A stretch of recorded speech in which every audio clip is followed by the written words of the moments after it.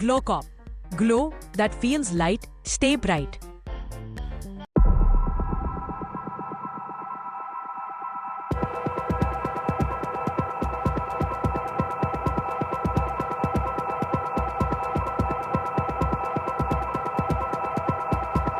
नमस्कार, news for nation देख रहे हैं आप और मैं हूं अदिति आपके साथ। आईआरसीटीसी होटल घोटाला केस में एक बार फिर से एक ऐसा अहम फैसला लिया गया है जिसके बाद बिहार की सियासत जो है एक बार फिर काफी गर्म हो गई है, काफी ज्यादा गर्मा गई है। देखिए, बिहार की पूर्व मुख्यमंत्री राबड़ी देवी के द्वारा ट्रांसफर याचिका दायर की गई थी इस केस को लेकर, जिसके बाद अब सीबीआई ने एक नोटिस जारी कर दिया है। क्या है वो नोटिस और ये पूरा मामला क्या है, चलिए आपको विस्तार से बताते हैं। दिल्ली की राउज एवेन्यू कोर्ट में आईआरसीटीसी होटल घोटाले से जुड़ा एक नया घटनाक्रम ने बिहार की राजनीति में हलचल बढ़ा दी है। अदालत ने इस केस की आरोपी और बिहार की पूर्व मुख्यमंत्री राबड़ी देवी द्वारा दायर ट्रांसफर याचिका पर सीबीआई को नोटिस जारी कर दिया है।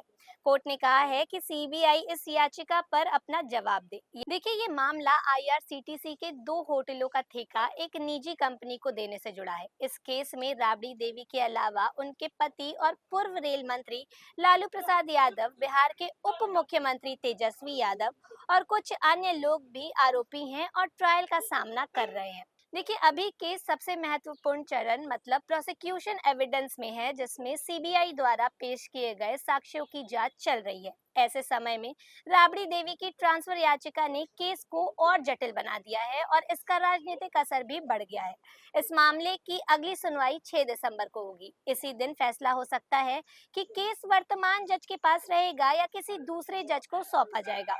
और आपको बता दें कि सूत्रों के मुताबिक बचाव पक्ष के वरिष्ठ वकील ने कहा है कि ईडी से जुड़े मामले के ट्रांसफर के लिए भी अलग से आवेदन करेंगे। आईआरसीटीसी होटल घोटाले और लैंड फॉर जॉब मामले में आरोपियों और जांच एजेंसियों के बीच चल रही कानूनी लड़ाई के बीच ये नया कदम राजनीतिक और कानूनी दोनों स्तर पर काफी असर डाल सकता है। इस पूरे मामले को लेकर राजनीतिक हलचल तेज हो गई है। विपक्ष का कहना है कि ये कार्रवाई राजनीतिक दबाव में की जा रही है, जबकि सत्ता पक्ष का दावा है कि कानून के सामने सब बराबर हैं और किसी को विशेष छूट नहीं दी जाएगी।